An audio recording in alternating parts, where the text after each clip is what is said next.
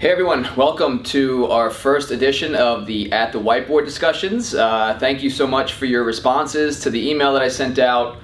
We got a ton of responses, a lot of good feedback, a lot of good questions. A lot of the discussion was based around nutrition and specific nutrition questions, some specific lifestyle questions, specific supplement questions, and so what we're going to do is kind of start with a broad overview of that topic in general, give you guys some ideas surrounding what's a good starting point with all of that stuff, and then kind of where do we go as we phase ourselves through that.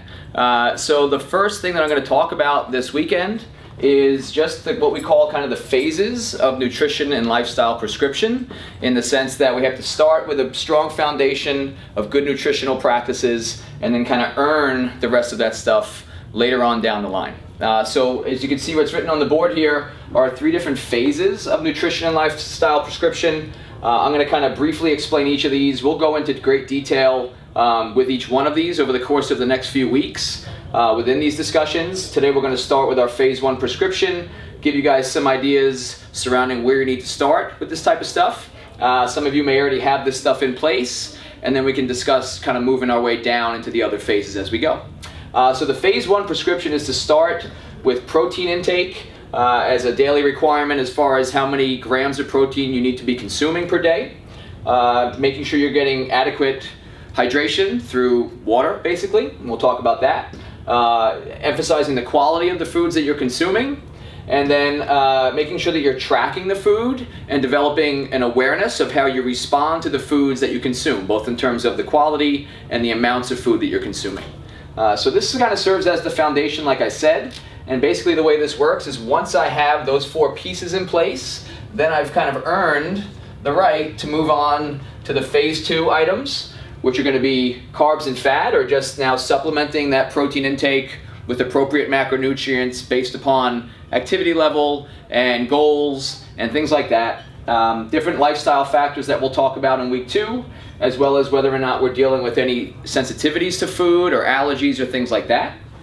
And then once we, again, have kind of made the check marks in each one of those categories, now and only now have we earned the right to move on to our phase 3 prescription, which is going to be built around determining whether we're training for longevity or kind of just wellness and health, or performance, and making a very clear distinction there, because that's going to affect a lot of the choices that we make.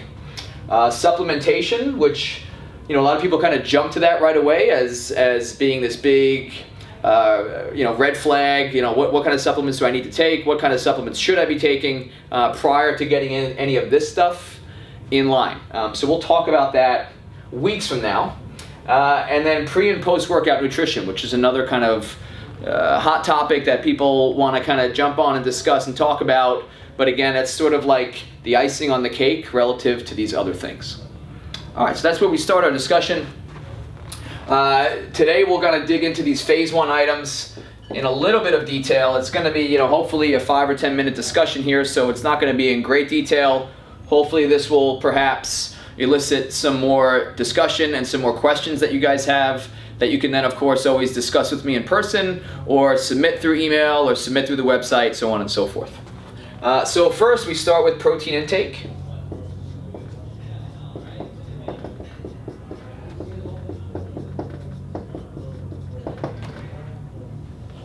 We start there because with respect to protein, there's not too much debate as to what's an appropriate amount or what's an excessive amount. There's not a whole lot of social, preconceptions or misconceptions about whether protein is good for us or bad for us, or this or that. Kind of fat and carbohydrates, there's a little bit more of that cultural sort of mindset as far as low carb is the way to go, or high fat is bad, or so on and so forth. So protein is a nice kind of easy way to make sure that we're at least meeting basic requirements with respect to our macronutrients. And it's really important just in terms of feeling full when we eat. So there's a term referred to as satiety. When we're not getting adequate amounts of protein, we're never really going to feel satisfied or full. And so that can, of course, lend itself to eating some empty calories or eating in excess of other things. Also, it has a very positive hormonal effect on us. When we consume enough protein, or even on the flip side of that, when we don't consume enough protein, that'll have a negative hormonal effect.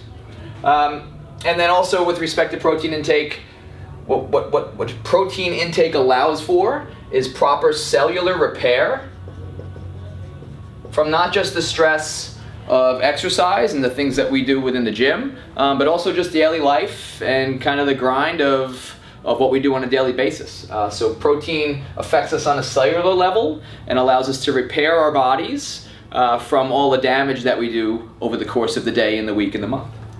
So really important in terms of getting enough. So that kind of right away begs the question, well, how much is enough? As a general rule of thumb, if you stick with around 1 gram of protein per pound of body weight per day, that's a good baseline prescription to start with. That's going to depend upon activity level and goals and body weight. And so that might not be a perfect prescription, but it's at least a general guideline, especially for active individuals that are participating in CrossFit, for example. To be a little bit more specific, there's going to be a bit of a range where we can consume anywhere from about 0.7 grams through 1.3 grams per pound of lean body mass. So lean body mass is not necessarily something that you can determine by just stepping on the scale in the morning. Lean body mass is essentially your body weight minus the amount of body fat that you have in pounds. So if I weigh 200 pounds and I have 10% body fat, what that means is that I'm carrying 20 pounds of body fat. And so I subtract that from my body weight of 200, and that gives me 180 pounds of lean body mass. Okay, and you can kind of estimate your body fat. You can always get it done. There's several different ways to do that. If you have questions about that, let me know. I can do it for you. But you can kind of guesstimate just based on how you look and appear. There's ways to do that. And then you're going to fall somewhere along that sliding scale. And that's also based around training objectives and things like that. So just as a rough rule of thumb, if your activity level is relatively light, you would fall somewhere closer to this end of that spectrum.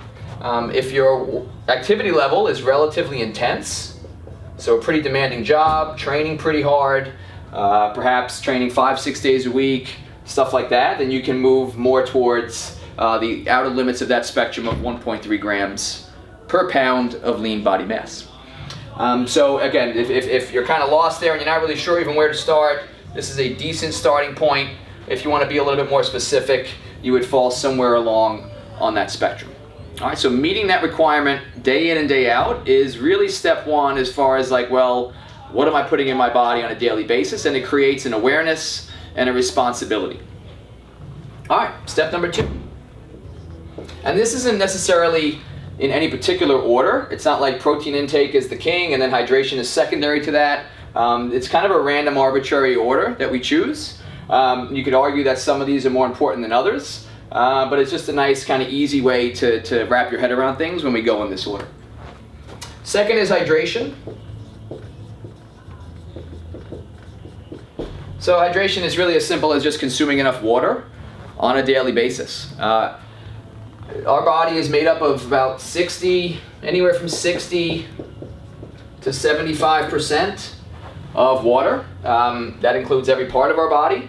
And really every metabolic process that takes place requires water for our cells to do what they need to do, and to put it kind of simply and oversimplify it. So for our brain to function, for us to jump up on top of a box, for us to lift weights, for us to walk around, for us to sleep, for us to process and absorb and digest food in particular, that requires adequate levels of water on a cellular level in our body. And the way we provide that is through water consumption. A good rule of thumb is 1/2 your body weight in ounces of water per day. So using that same example, if I weigh 200 pounds, that means that I have to consume 100 ounces of water each and every day. And that's just through just good old plain water. It's not through coffee or milk or juice or anything else. Any other liquid doesn't count. Very good rule of thumb to follow. You might be able to get away with slightly less, but if you had to choose a guideline to at least start with, this would be a good one to try to meet. What you'll find is that that's a lot of water if you're not accustomed to consuming that much. And so what I use is the water upon waking rule in order to start myself off right and make sure that I'm kind of moving in the right direction over the course of the day, so I don't have to wait until the end of the day to consume it. So water upon waking just means wake up and consume, call it 12, 16, 24 ounces of water, preferably room temperature, so you're not kind of like shocking the stomach too early with cold fluid. And that's a good rule of thumb to follow to set you off on the right foot for the day. So, and another good rule of thumb is kind of like try to consume the majority of your water in the AM and then taper off so you are consuming less of it in the PM. And that should be for obvious reasons, so you're not waking up in the middle of the night several times to use the restroom. And I'm sure many of you guys have experienced that. If you try to incorporate this into your day and you wait till the end of the night, you're going to run into some troubles with respect to sleep. So that's a good rule of thumb to follow with hydration. Again, clear water, 60 to 75% of our body is made up of it. Try to shoot for a half of your body weight in ounces per day. Third is the quality of our foods. And you could argue certainly that this should go up top and be the most important. But when we talk about the quality of our foods, basically what we're talking about is a whole foods prescription. To put that simply, it means that we're trying to stay away from processed foods as best as we possibly can.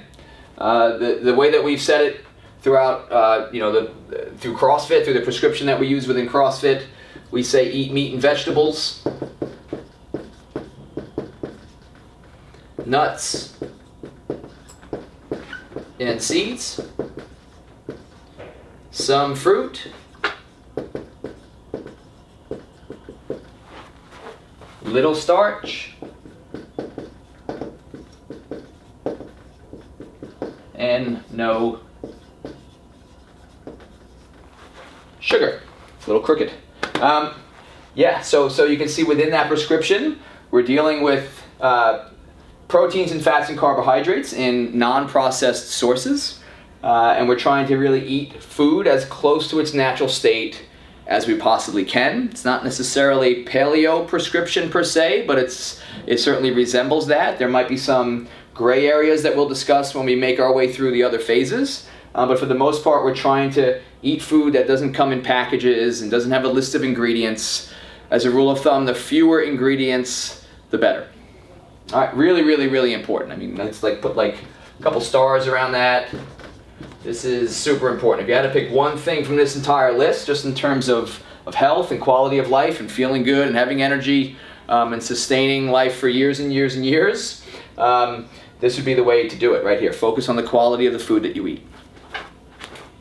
And then number 4 is, we write logging or your response to food, but I'm just going to call it like tracking. And with food tracking, what that really specifically entails is actually writing down what you eat, and then within a certain time frame of eating that food, having an awareness and creating a system for writing down your response to that food. So that could be as simple as at 6 a.m. I ate cereal. And let's just have a little column over here that allows you to track your response to that food, and to give yourself obviously a little bit of time for that food to settle and digest a little bit, and then maybe perhaps an hour or two later, like I don't feel so good, little sad face. 9 a.m. I ate again, and I had some turkey and some, I had an apple, and I had a handful of almonds. And after consuming that, I felt pretty good. I felt full for a few hours. My energy levels were high. I wasn't sluggish. So I'm going to give myself a little smiley face. And so on and so forth. And you can be as detailed as possible, really. Faces with smiley faces and sad faces is one way to do it. but really the more specific you can be with your response to the food, the better. I mean, it could come down to all the way to like your emotions surrounding food. Like I was eating cereal for breakfast and I felt guilty and I felt sad and upset with myself as I was eating it. And having that honest conversation with yourself and having that awareness and responsibility of the foods that you're putting into your body, how they make you feel on a very acute level, is a great starting point for waking our way through the other phases, because it's really going to require that we have that very acute awareness. And I can't tell you how many conversations I've had with people where I ask them, well, how's your diet? How do you eat? And they're just kind of like, oh, good. I eat good. I think I eat okay. And there's a very kind of vague and general response to that question. And frankly, I don't think they really have any idea whether or not they're eating healthy or whether or not they respond well to the food that they eat, if it gives them energy, if it takes energy away from them, which is not a normal response to eating food. And in particular, their digestion around that process and the foods that they eat, how well they are able to absorb that food and digest that food, which is a topic for, as we get more into the lifestyle piece, we'll talk about that quite a bit. And things will get pretty candid with respect to what happens once food gets in here and it has to make its way all the way down and through. That's a very telling kind of detail that, even though it's kind of like taboo to talk about, is actually really, really important for understanding whether the things we're putting in our body are what we're supposed to be putting in our body and really doing what we want to do. So that's kind of where we'll start with our first discussion here.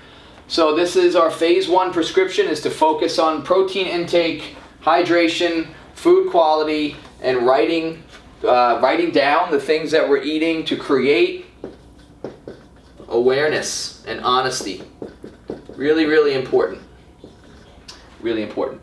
So that's our phase 1 prescription. If you're looking at any one of those things or any of the things that I talked about and you're not really sure whether or not you have that in place, that's the place to start. If you have a couple of these guys already in place, you drink enough water, you're focusing on good quality foods, start now to write down your response to that food, what you're eating on a daily basis, and make sure you're meeting your protein requirements. Once you have all 4 of them in place, like to a T, then we can start talking about phase 2 and phase 3 prescriptions, which we'll talk about over the next couple weeks.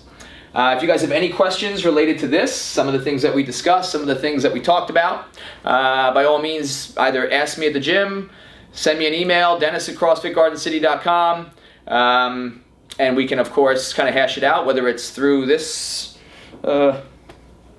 mechanism here, or if it's in person or just a direct email would be great. If it's obviously topic for more discussion where other people would benefit from hearing it, I would probably like to try to do it in this venue here. And that's it, guys. So thanks so much. Please continue to submit any questions that you have or topics you'd like to hear discussed in this format to me at dennis@crossfitgardencity.com, or again, in person, we can discuss it. And we will see you guys. I don't have a good sign-off. I don't know what my sign-off is going to be quite yet, but this looks appropriate or feels good right now. And we'll see you guys next week. All right, thank you.